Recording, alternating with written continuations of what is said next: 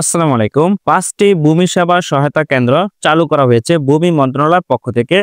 ফ্রিতে ভূমি সেবা পাবে নাগরিকগণ। যারা ভূমি সংক্রান্ত বিষয়ে সেবা পেতে চান তারা অবশ্যই ভূমি সেবা সহায়তা কেন্দ্র থেকে সেবা নিতে পারবেন। ভূমি মন্ত্রণালয়ের পক্ষ থেকে এই সেবা সহায়তা কেন্দ্র চালু করা হয়েছে।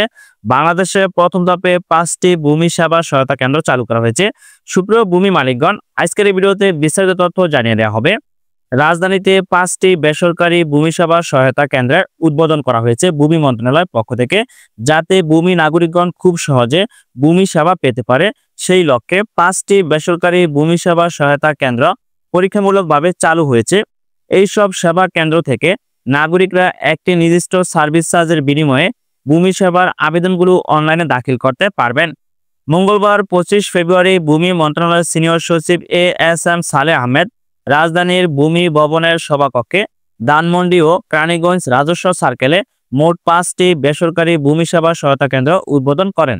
ভূমি মন্ত্রণালয় জানিয়েছে, রাজধানীর তেজগাঁও রাজস্ব সার্কেলের অধীন সাতারকুল, পূর্ব পদরদিয়া, বাড্ডায় একটি, ধানমন্ডি রাজস্ব সার্কেলের অধীন ডিজিটাল ল্যান্ড কনসালটেন্সি সেন্টার, কাঁটাবন, ডাল, নিউ মার্কেট এলাকায় ভূমি প্রশিক্ষণ কেন্দ্রের সামনে একটি, কেরানীগঞ্জ মডেল রাজস্ব সার্কেলের অধীন নূর টেকনোলজি, আটিবাজার কেরানীগঞ্জ ভূমি অফিসের পূর্ব পাশে একটি এবং কেরানীগঞ্জ দক্ষিণ রাজস্ব সার্কেলের অধীন ইকতিদার ট্রেন্ডিং অ্যান্ড খান কম্পিউটার, চুনকুটিরিয়া চৌরাস্তা, দক্ষিণ কেরানীগঞ্জ ও সুবারটা কাচারিপাড়া, সুবারটা ১৩-১০ সহকারী কমিশনার ভূমি কার্যালয়ের সামনে আরও ২টি ভূমি সেবা সহায়তা কেন্দ্র সহ ঢাকায় মোট ৫টি কেন্দ্রের আনুষ্ঠানিক যাত্রা শুরু হয়েছে।